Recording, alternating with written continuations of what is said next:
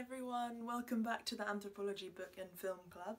My name's Eva, I'm a final year anthropology student, and today I'm going to be telling you a little bit about this book, The Immortal Life of Henrietta Lacks by Rebecca Skloot.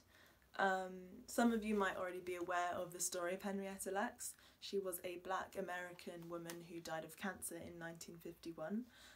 But at the time her cancer cells were extracted from her body and continue to this day to be used in biomedical research across the globe, due to the fact that these cells are able to multiply outside of her body.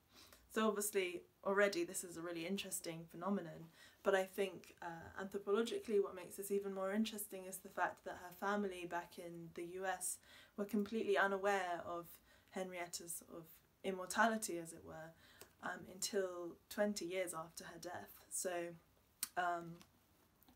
obviously this raises questions around exploitation and institutional racism within the healthcare industry in the US. But also we can think about sort of mortality, you know, at what point is somebody considered really dead if their organs continue to live on outside of the body. But also thinking about ownership and who has the rights to these biological tissues. And, you know, we can apply this to other circumstances such as the organ trade or the market for female egg cells or sperm donation even, to really consider sort of these international exchanges of biocapital.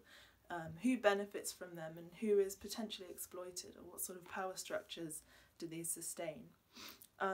So Skloot sort of explores all these questions through the life story of Henrietta herself, growing up on a tobacco farm in Virginia, and she also documents all the accounts of her children and her grandchildren and all the people in the community that loved Henrietta as a woman, as a mother and friend. And I think in this sense it's really important to, you know, give agency to these people who have been so faceless for such a long time. You know, who is the woman behind these cells and behind all these biomedical innovations. So yeah, I think in medical anthropology specifically, that's one of our strengths. You know, we're able to explore these structural and institutional power dynamics and potential issues, but through these kind of direct stories of the individuals on the ground who are affected by wider power structures. So I would highly recommend giving this book a read, and maybe, yeah, just think about some of those questions and points that I mentioned before. Or if you've already read the book, maybe like leave some comments or something, because I'd be quite interested to know what everybody thinks about it. But yeah, thank you.